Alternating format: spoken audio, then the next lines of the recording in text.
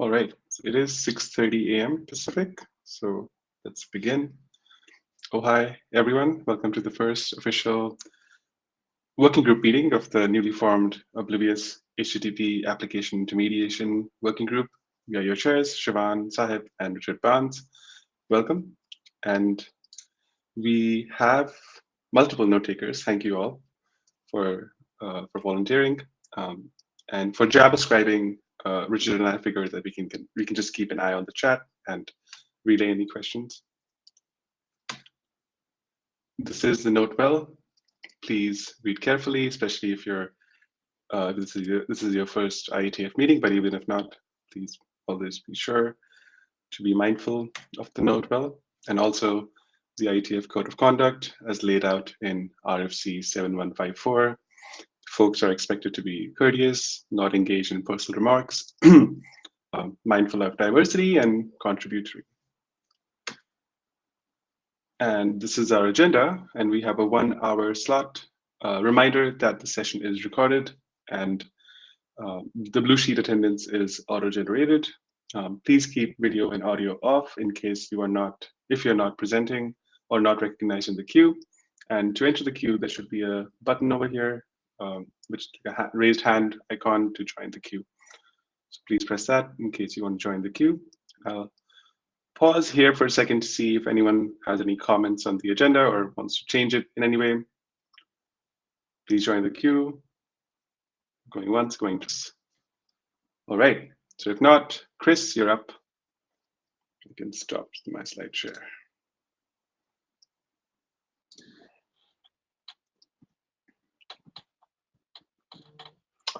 Okay.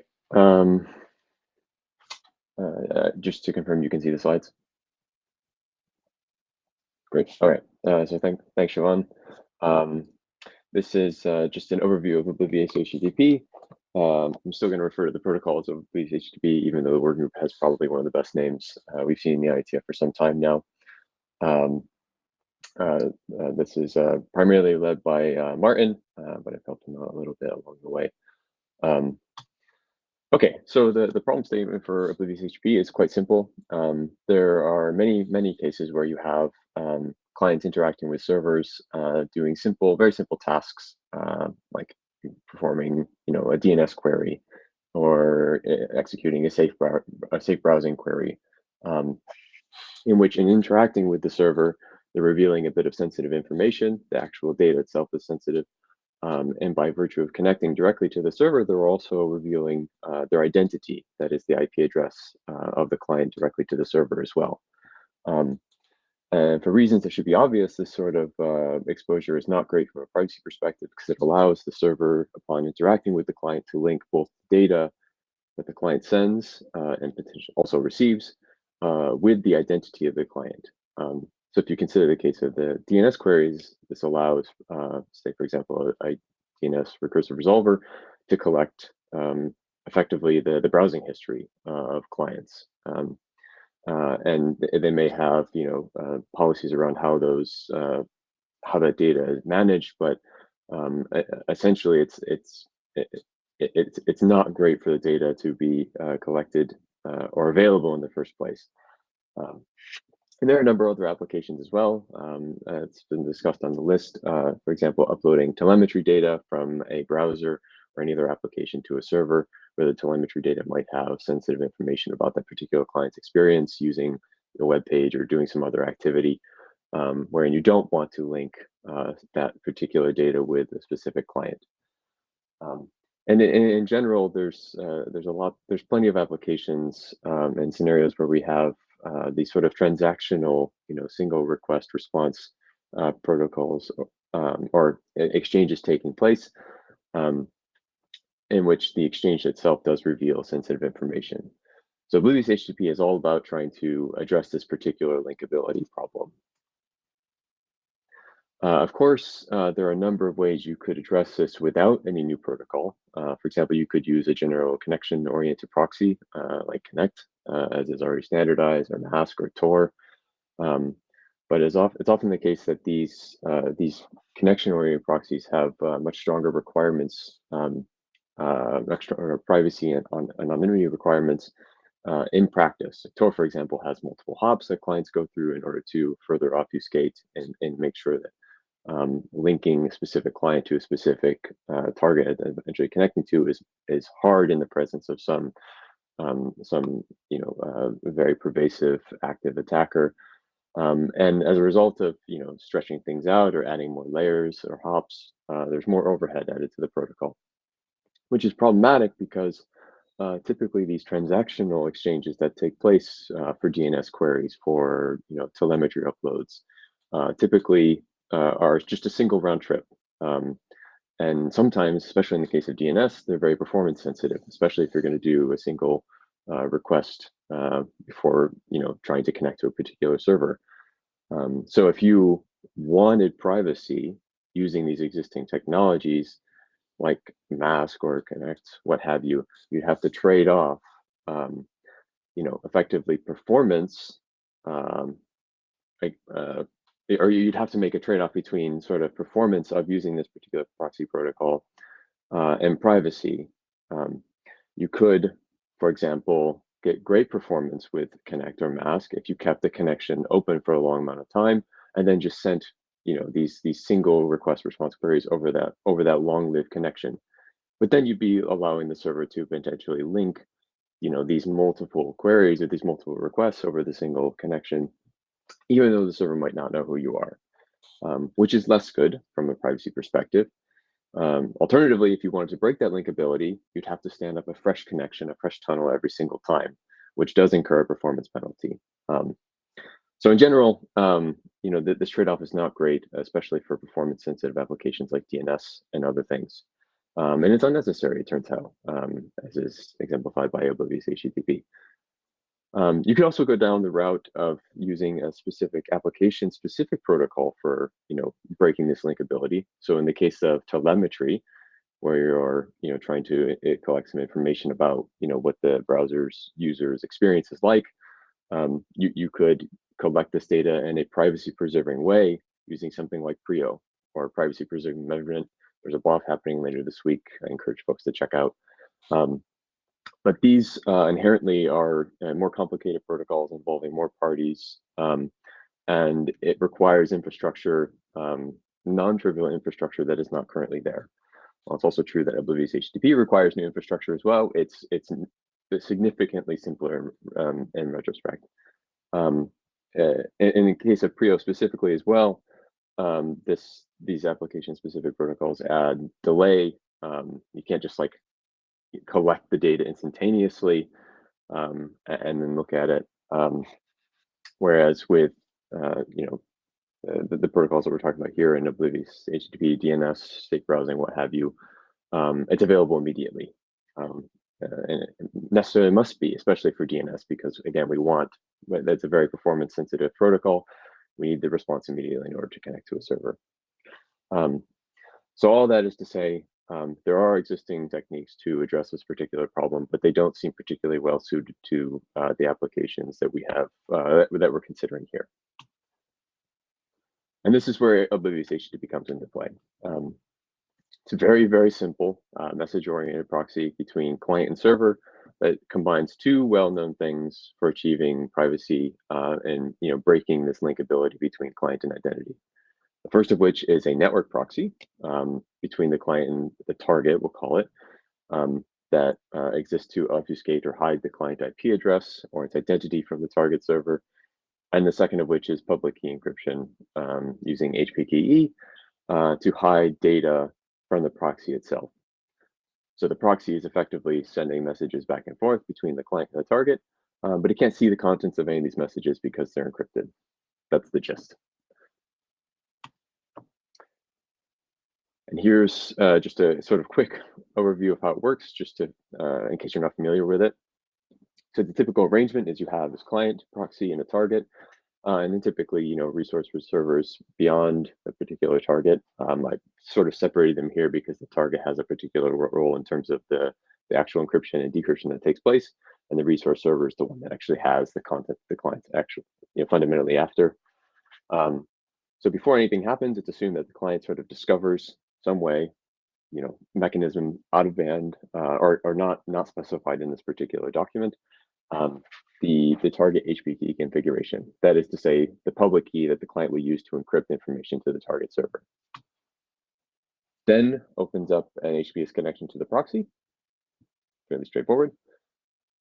And then over that HTTPS connection sends a public key encrypted HTTP request, which is then forwarded along to the target server, who decapsulates it because it has the corresponding private key, revealing the HTTP request, and then it goes off and gets the resource corresponding to that particular request, generates a response in return, or gets a response in return, and then simply encapsulates it and sends it back to the client through the proxy.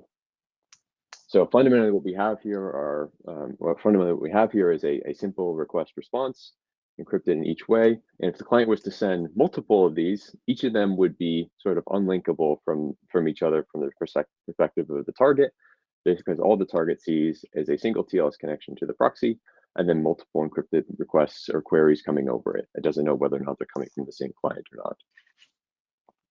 Hey, Chris, quick clarifying question. I noticed you've drawn this dotted box around the target server and the resource server. Does that indicate that, in principle, those two could be operated by the same entity or could be instantiated on the same device without undermining the security guarantees we're after here? That's correct. Especially in the case of DNS or Oblivious DOE, which is like the predecessor to this work, it's advantageous for the target server and the resource server, which is the recursive resolver in this case, to be operated by the same entity to minimize performance penalties involved. There's no, again, as I was saying earlier, I've only separated them for the purposes of, separating the roles that they play. The target is responsible for the cryptography and the resource is responsible for the application data bits. But they can totally be the same box, the same logical entity. Thanks. Yep. Thank you for the question. So if we revisit if you think back to the initial slide, wherein the server previously saw both the data and identity, quickly convince you that this is no longer the case in this particular protocol, assuming non-collusion requirements I'll get to in just a little bit. So it should be obvious that the client knows both the data that wants to send and the data it receives, as well as its own identity. Proxy, however, though, because it's just sending encrypted request and response between the client and the target, all it sees in clear text are the identities of either end. So it knows the client that it's engaging with, and it knows the target that's it's sending data to on behalf of the client, but it doesn't know anything about the data beyond that. Modular like length of the encrypted data and whatnot, but touch on that in a little bit as well. And then the target equally sees just the identity of the target or the proxy server that's engaged with, as well as any of the client data that is the encrypted, or rather the decrypted request and the response that's produced as a result and eventually sent back to the client. So importantly, no single entity beyond the client has both the identity and the data, which is effectively what we're after here for the various applications that we're considering. So the threat model is fairly simple. It assumes some trust between parties that are engaged in the protocol. So for example, the client in its configuration and selection of a particular proxy, it trusts that the proxy is not obviously just revealing sensitive information to the target, like not just sending along, the client IP address and an HTTP header along the request. And the target also assumes that the proxy is, taking measures to ensure that it's not overloading. The target.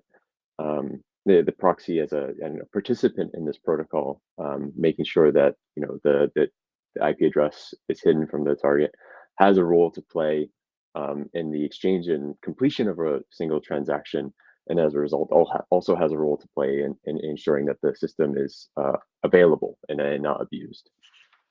From a, collusion perspective, the core requirement is that the target does not, collude with, share data with, whatever, with the proxy itself. Because if you did have, both of these entities controlled by the same by the same actor. They could just, put the pieces together and figure out who sent what,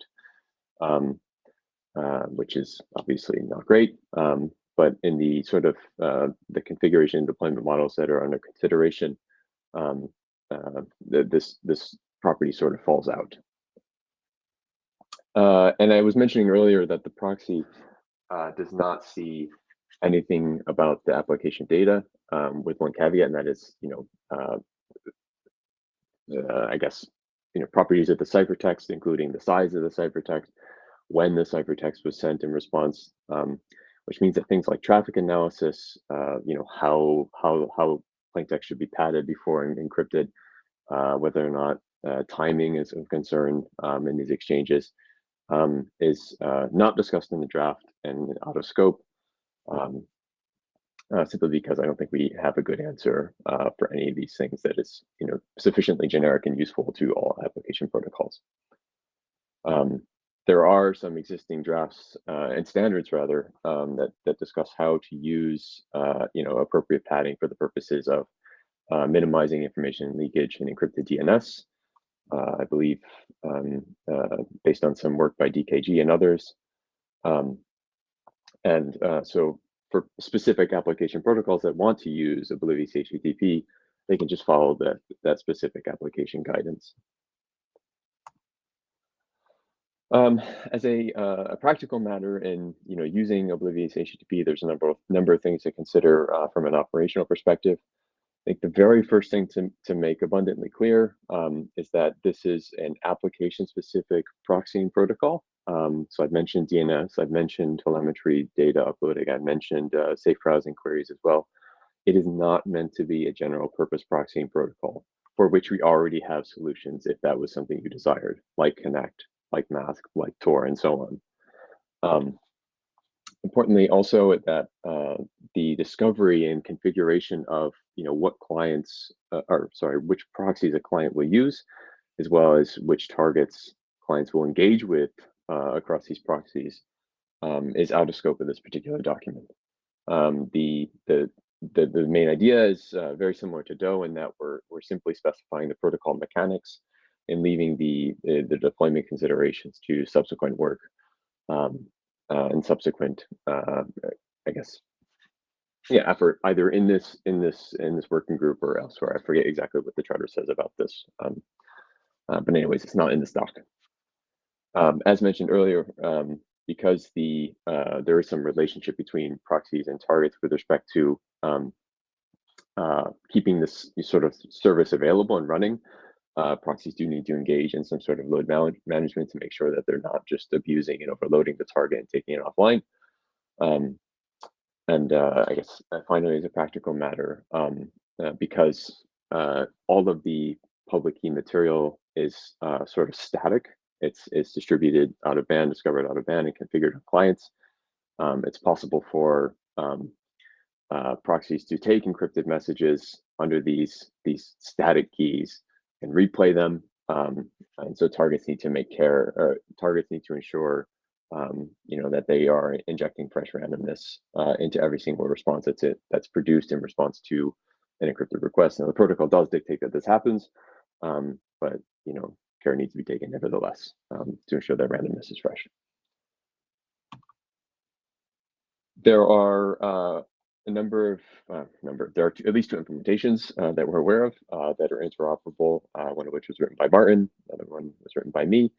And there is a test server up that you can interact with, a test target server that you can interact with that will simply spit out whatever bytes you happen to send it in an encapsulated HTTP request. So if you're interested in standing up an implementation of a client or a proxy, you want to make sure that you're interoperable.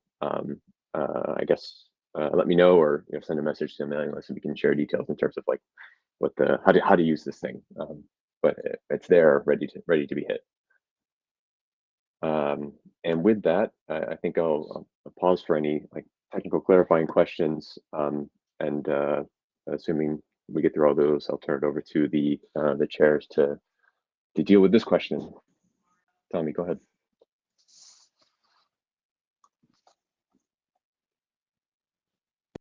All right, hello.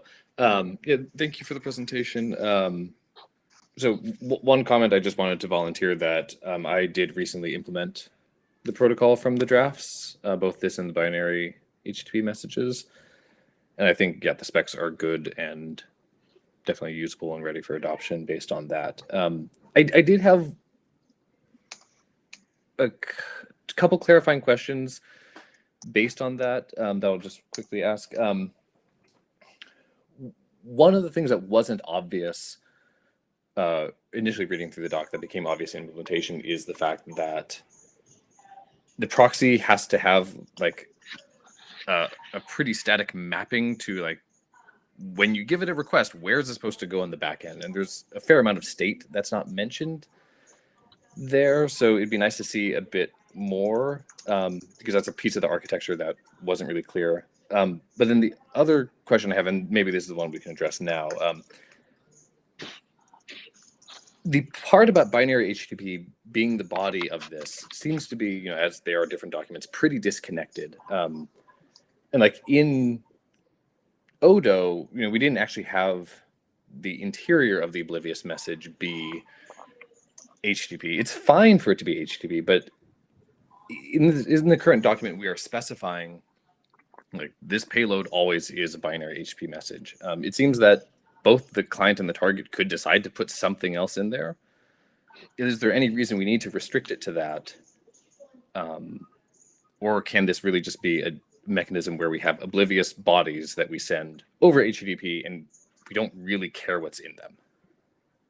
I think the latter, and the document is, at least the oblivious HTTP document is sort of written in that particular way. As you point out and as you observe, that is, it deals strictly with the encapsulation and decapsulation mechanism. Doesn't make any sort of that I can recall stronger requirement in terms of what is actually in the encrypted payload. So yeah, it seems perfectly reasonable to me from a technical perspective that you know, this just be a generic encapsulation mechanism or encapsulation layer for things that the client and target agree upon. Oblivious or binary HTTP being, you know, the one that you would most likely use. And on your, I guess your first question regarding sort of proxy configuration, yeah, I agree. That certainly more information could be, I guess, included with respect to what state proxies need to keep in order to route requests from clients to particular targets. As you know, in oblivious DO rather, we sort of put the state on the wire. So clients would specify effectively the route via the request that came into the proxy. But oblivious HTTP, the spec doesn't require that to be the case, although the two are somewhat functionally isomorphic. And we can just add some rationale to the current design in the draft. If I could ask that you file an issue to that effect against the draft, that would be great. That's good. Thank you. Richard? Hi, yeah, I just wanted to in-queue for a brief chair note from the chairs that on the scope of what we're talking about, there's been a bunch of discussion about collusion and proxy selection in the chat, and this is just a reminder from the BOF and the charter that the initial protocol we are to develop does not have those things in scope. So the protocol starts from an assumption that the client has selected a proxy server and a target server that it assumes are non-colluding. How the client makes that choice is out of scope. You can imagine a variety of ones ranging from fully automated discovery to highly manual configuration. That is not the business of this working group. So any discussion of, you know, how we, you know, so it's up, you know, the protocol's job is to make sure those entities are identifiable to the client and probably authenticatable by the client, but not to talk about how they are chosen by the client. Thank you, Richard. Andrew? Sorry, I was going to exit the queue, but I'll ask the question anyway, which was, what can we do to try and avoid the problem of colluding proxies? But noting Richard's comment, you might want to ignore that for now, but I think it is a problem that at some point we have to address. Otherwise, we're giving the illusion of privacy but with absolutely no guarantees of anything whatsoever being provided to the end user. So from an end user point of view, I think that's hugely problematic. Yeah, I mean, it's a good question, and I'm going to punt because for now it's out of scope. But when we start talking about dynamic configuration of these things and actual discovery protocols, I think we'll obviously need to address that. But for the time being, with the assumption that the configuration falls from the air and the participants just run with it, I think we can safely ignore it. Stephen? Yeah, so I don't know. Richard might call this out of scope, but I don't actually believe it is. I mean, I'm not asking for discovery. I'm not asking for detection of collusion. I do think we ought to look at is there any way that we could make it possible for some kind of transparency about collusion that might be post facto detected and only if you actively probe or something. But I think if this protocol provides no mechanism at all where collusion could be at some level detected, even if it's post facto, even if it's statistical, then I think again the overall benefit kind of is going to be kind of hard to see, given who's likely to put up these proxies. So I would. It's not about the ready for adoption call, but I think given the discussion in the chat, it's worth recording that if we could have some kind of transparency at some level, that might help people understand whether collusion is happening in the real world or not. Sorry, I'm not closely following the chat, but the situation to me seems very indistinguishable from, or trying to detect whether or not parties are colluding seems very similar to trying to detect whether or not, say, a TLS terminating server is just like posting its keys to Twitter or Sure, but I guess my counter argument would be that we would have said the same about the web PKI before certificate transparency, probably. But given certificate transparency, that's no longer true. Again, but not in an individual transactional kind of level, but at some kind of if somebody clever goes looking level, it's some kind of technical auditor type thing. Yeah, I maybe. Sure. Jumping in as chair here, it's like, Stephen, if you have concrete proposals here, by all means, feel free to propose them to the list. But yeah, I don't think this is something that's clear in the charter as a requirement and needs to block the main protocol document.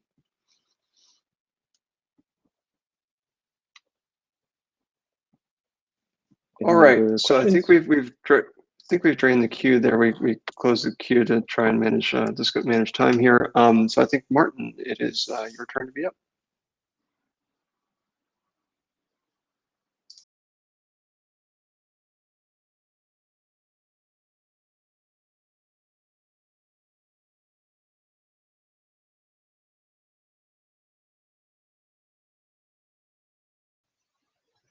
This is the point that I wait, and it's working. Okay, so Tommy made a point about the content of these encapsulated messages, and I just wanted to go through some of the stuff that we've done thus far for carrying HTTP messages, so that you're able to use generic HTTP in order to get the messages through.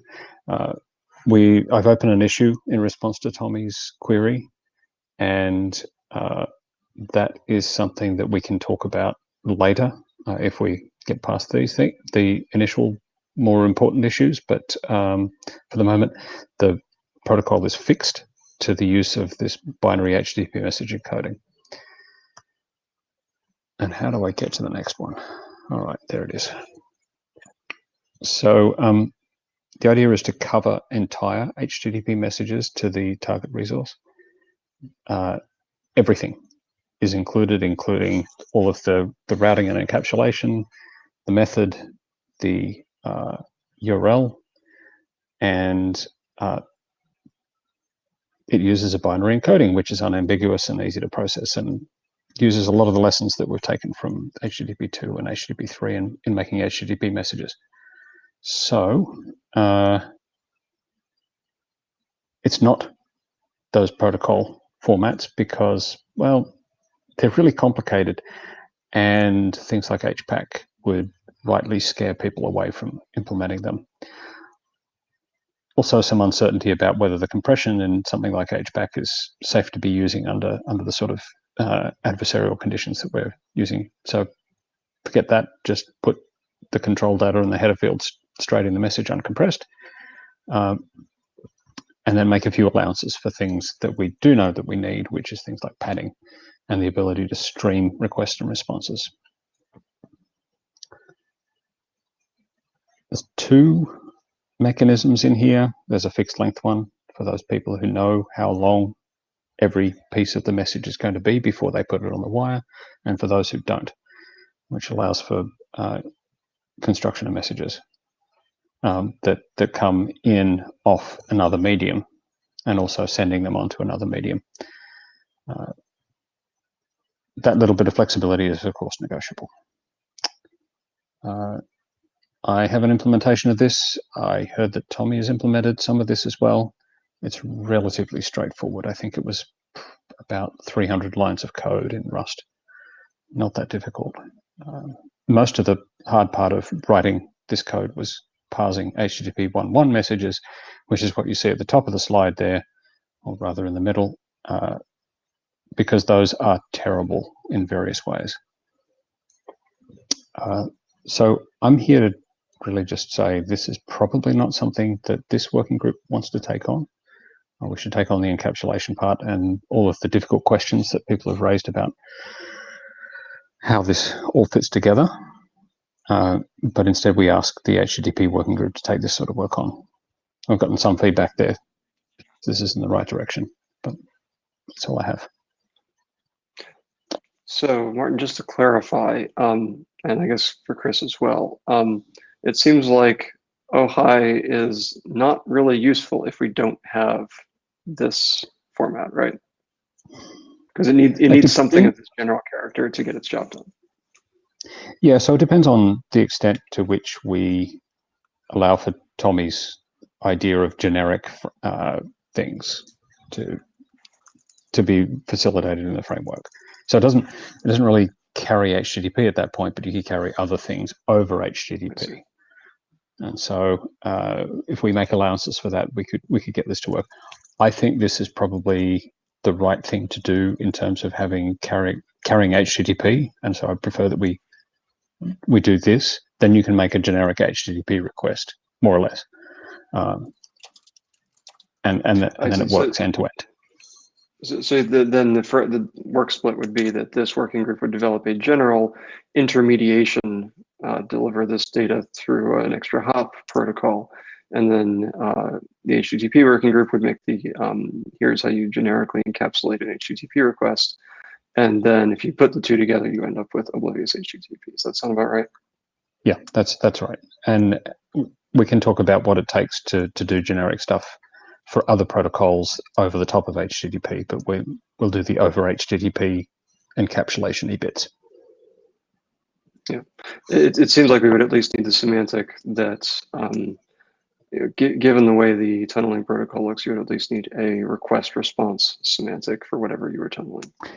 Right. I mean, that's a limitation inherent in this, and to some extent, that's a limitation that we need to discuss for HTTP as well. One of the issues that I'd like to discuss later is whether we have some sort of streaming capability in here that would allow us to do more generic HTTP messages than what this currently allows. All right, sorry, since I've injected my own questions using my chair privilege a bit, we have a couple minutes, I think, before we hit our time to make the adoption call on the agenda. If folks have further thoughts to bring to the mic on before we take an adoption call. I believe we'll be taking an adoption call on the draft that Chris introduced. Any thoughts? Mic line is open. Eric.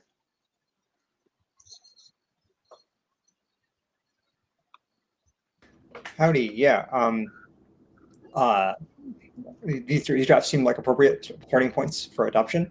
I do not care at all whether like the binary one goes to HTTP or here. and I trust that someone can work that out. I mean, it'd be exactly the same people in either location, so so it really doesn't matter. Richard, thank you for trying to scope this as narrowly as possible. All the issues that are being raised here, frankly, were relevant adoption call, so I think the adoption call answers them. I think we don't need to redebate them.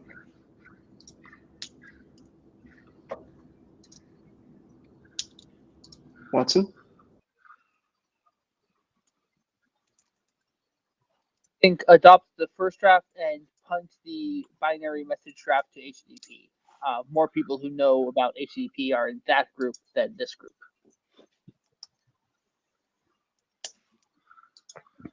Yeah, that was the thought. There are some fiddly bits in here.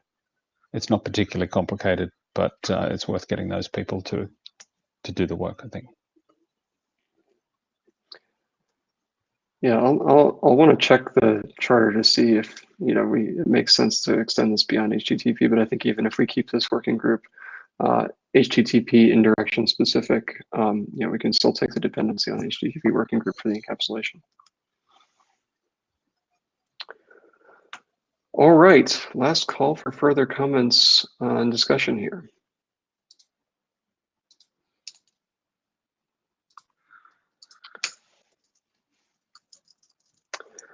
Okay, I think we chairs are working on getting this call set up. Siobhan, do you have you figured this out yet? Say it again, the actual call.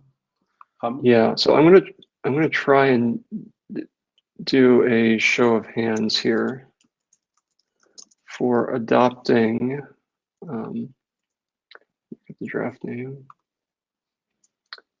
Do a show of hands on adopting the Oblivious HTTP draft as a working group item.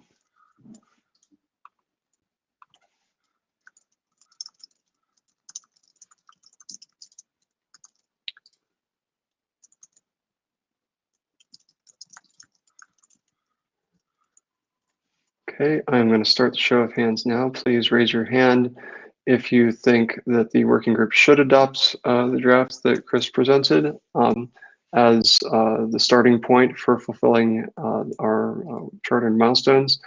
And click the do not raise hand button if you have concerns about adopting this as a working group, as a starting point for our working group deliverables. Okay, so clicking the button now.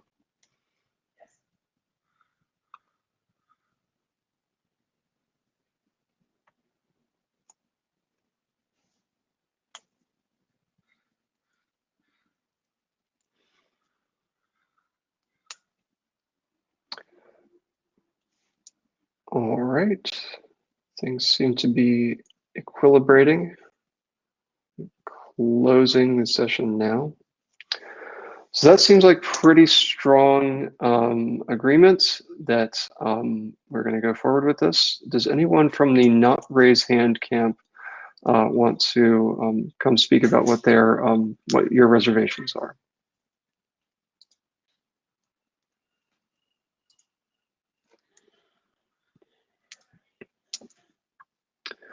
Okay, so we will take this out and confirm it on the mailing list. Feel free to contribute to any discussion there. If you've already raised your hand here, there's no need to reconfirm it there. We'll just cover any additional issues there. But it looks like we have pretty good consensus to adopt this Oblivious HTTP draft and get to work on it as a working group item. Thanks all. So with that, our remainder of our agenda is set aside for looking at issues related to that draft. I think, Martin, you were going to share a screen to walk through issues there.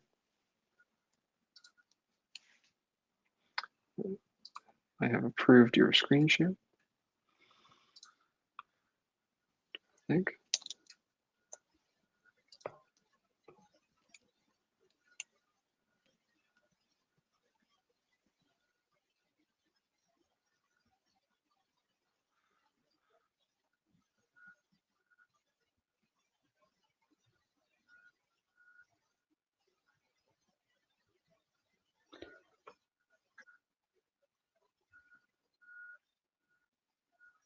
Well, that's working really well for me. I can't see anything working right now. Can you try again, Martin?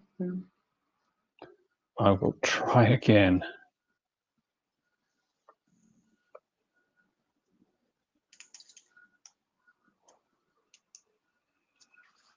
It's getting sort of a Jasper Johns vibe from that. Maybe Silhouette. Wow. There you go. All right. If at first you don't succeed. So I sent an email to the mailing list. I didn't get any responses on this one, but I put 5 of the issues that I thought we might discuss here briefly. We only have 20 minutes, so feedback would be useful in any form.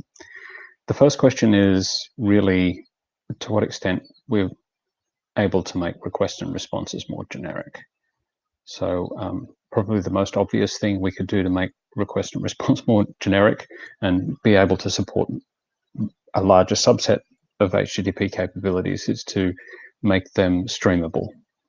One of the things that would allow is you could have things go via the proxy that include things like 1xx status codes or long message bodies that could be processed incrementally and those sorts of things. This comes with a cost, primarily some sort of framing and a little bit of complexity, although I think we can manage the complexity reasonably well by tweaking things like AADs in the AEAD application or HPKE. So I'd like people's thoughts on this one. And I'm apologizing, but I can't see the queue now.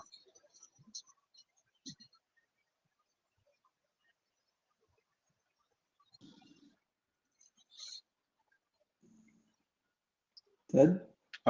Ted, go ahead. So I guess this is sort of a base question in how you're presuming this. If I currently have a setup where I have 3 of these proxies configured, one of the things I can do is I can send information to 1, my next query to 2, and my next query to 3, essentially round robining the queries, even if they're to the same service via different proxies. And that would work fine with the current set of mechanisms because they're for things like DOE was where the responses coming back are not meant to be linked to any state on the server.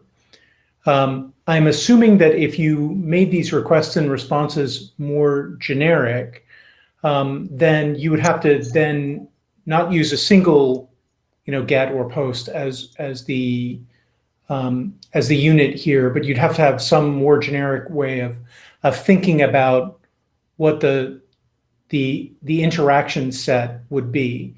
And I don't think I know what that would be. And I wondered if you could describe that. So I don't think we're looking to change the basic interaction model here. So you would retain the same capabilities as before. The only difference would be that when you construct a request or a response, you would be able to construct it in such a way as that pieces of it would be available for processing as opposed to the entire thing.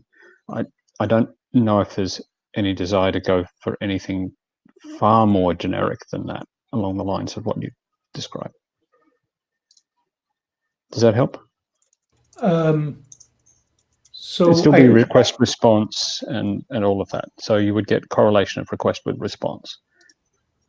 Okay, but you would still say that if I wanted to switch to the next proxy in my list of 3 for the next request and response, I would be able to do that. It would just be that the first response might have continuation in it, like with a 100. Right. Is that correct? That's right. Yep, that's right.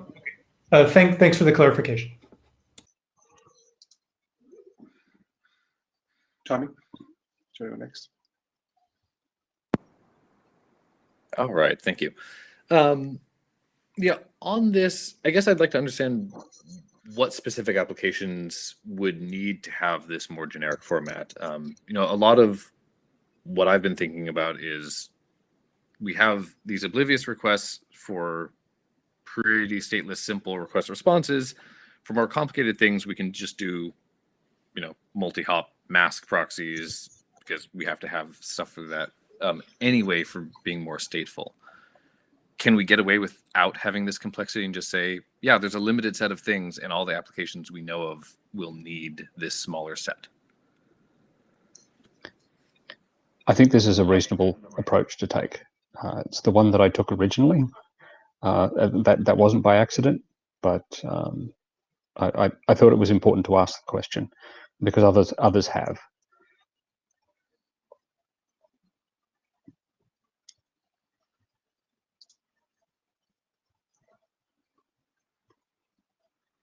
Mark?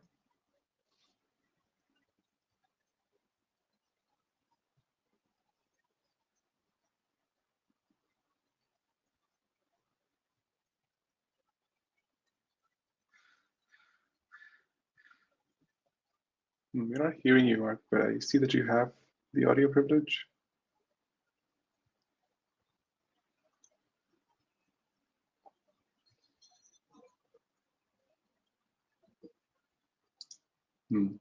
Still not hearing anything. And you're offline now. You're online. Modern technology. I think maybe we can move on and we can come back to. Sorry, Jim, go ahead.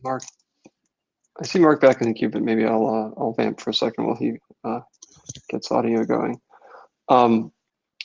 So just to try and throw the decision into higher relief here, Martin, is the choice here between having more flexibility and capturing the entire range of interactions that HTTP allows on the one hand, and on the other hand, having a simpler interaction model, say a single request, single response, and declaring that certain HTTP patterns cannot be done over this channel?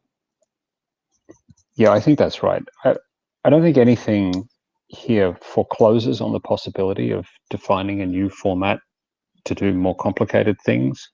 So we could even decide to do both, but it really is keep it simple, keep the overhead low, or try to get more of the streaming capabilities of HTTP, which are used in some contexts. But as Tommy says, because of the narrow application domain, we could reasonably say that those are out of scope.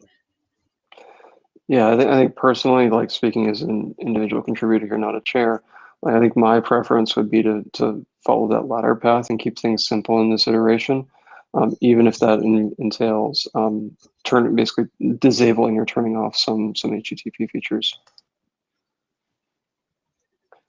And putting chair hat back on, I'll pass to Jonathan.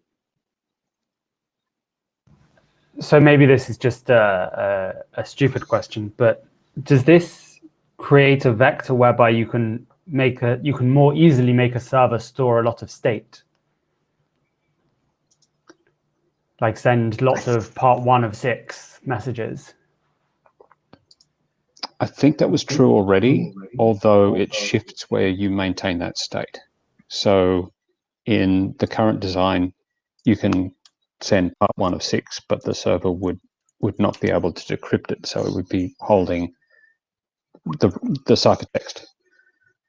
And this one potentially changes that to shift to the application domain. So if that's important, that's important. I don't know. Thanks. Mark, you want to try again?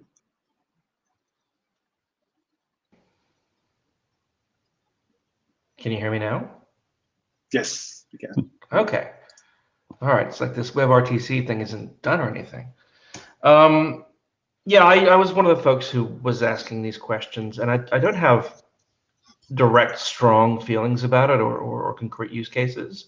This was just one of the things where it felt like we often put these artificial barriers in place, because of design constraints, and then applications immediately trip across them. So we should do so really consciously if we're going to do it. And also, to me, it really spoke to the naming issue. If we're going to, not allow full HTTP to come through this protocol, we probably shouldn't call it oblivious or anything -HTTP, which we'll probably get to that later because that's a big freaking bike shed. But that's where I was thinking with these questions was if somebody comes along and wants to do an application that requires larger responses, for example, or 1xx, non-final responses, you're going to want this pretty quickly, and it's going to be pretty constraining for them.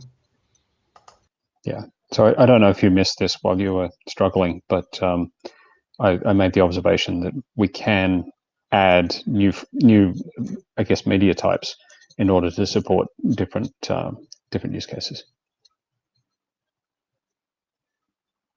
So I guess that's the question as well.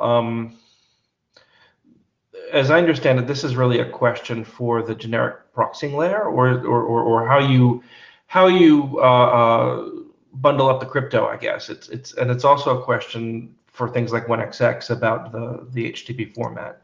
So how do you see this being reflected in the two different drafts? That's a good question.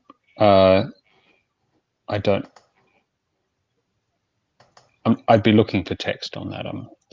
It's too early/late for me to be cogent on the specifics there. Yeah. I mean, I'm fine if we decide that, no, let's keep it really limited. I just think that should be conscious, and then if we do, we should probably think about the naming. Yeah. Thanks, Mark. Mark, we still have, I think, a few minutes in case you want to talk about any other issues. Yeah, I'm going to just talk to these ones, I think, rather than subject everyone to 4K screen shares. So if it helps, I have just a summary of each issue at the end of my slides. We could just pull that up. Oh yeah, why don't you ask to present I will do that. Or maybe I can. I'll do it. There we go. Okay. All right. So the next one talks about what additional data we need. And this gets into interesting questions about, well, two things, really. So Chris opened the issue, and I think I split it two ways. The first one, I think we're going to want to talk about the question of what information does the client or the server need to provide to the intermediary in terms of what's going on under the encapsulation in order for it to more effectively do its job. And my initial take on this and what's in the drafts is absolutely nothing. But Chris wanted to ask the question, and I think it's a reasonable one to ask, is there anything that we might deliberately expose to an intermediary in order for it to more effectively do its job? And that's really not something that I think we need to discuss here, unless someone has a stunning idea, but if it's something that people might want to think about. The other aspect of that I think we might want to discuss at some point is anti-replay capabilities. So one of the, I guess, more unfortunate properties of this is that the proxy becomes a potential source of replay attacks against a server, and providing some capabilities or some sort of facilities for doing that is not something that the draft currently does, but we might want to do things like put timestamps in messages in order to provide the servers with some tools that they can sort of hang their anti-replay protections off. Do people have opinions Martin, on that? I just wanted to, if I may, add some color to the origin of the issue, just for people to have some additional context. Over in the ppm/priv group, or BOF, that body of work, we're effectively reusing HB for public key encrypting data that could be easily fit inside of an HTTP request from clients to these servers. And it's been discussed a number of times that you might also want to compose or use OHAI or OHTTP for the purposes of sending these messages. And in that particular protocol right now, there is some additional authenticated data that's exposed in the clear. So the idea was, could you potentially reuse OHTTP for this particular purpose, including some additional authenticated data, allowing one to deploy a proxy between client and server if you wanted one later on without any other sort of wire format change. But I agree with the pushback that has been discussed on the issue, that we don't necessarily want to be adding or exposing more things to proxies. But that was the origin. Thanks, Chris. And sorry, just to jump in. So we are at 4 minutes now until the end of the session. I just wanted to take a couple seconds here at the end, by the way, of wrap up and next steps. We've had a good meeting here, I think, getting people in sync, getting a good adoption call, a clear adoption call, which we'll confirm on the list. Now, as we work on burning down these issues and making progress on our new working group document, just wanted to see if folks would think it useful to have some virtual interims scheduled. So we could do something like have monthly or biweekly calls to go through some of these issues and try and keep up the pace here. Do folks have thoughts on whether that would be a good kind of pace, or what would be a good pace here, or whether we should just keep things on the mailing list for now? Martin, Chris, as editors.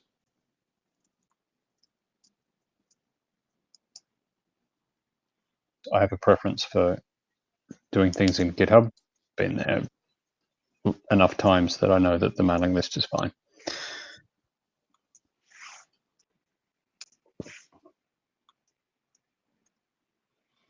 Okay, so we can focus on async for now. Should real-time face-to-face be useful? We are always 2 weeks away. The IETF requires 2 weeks notice before we have a working group virtual interim. So feel free to propose such, and we can get something scheduled. All right, I think that is the last I had on my agenda. So I think we are done here 3 minutes early. So enjoy the rest of your IETF day. Thanks all. Yep. Thanks all, and thanks again to our note takers and presenters. Have a good IETF week.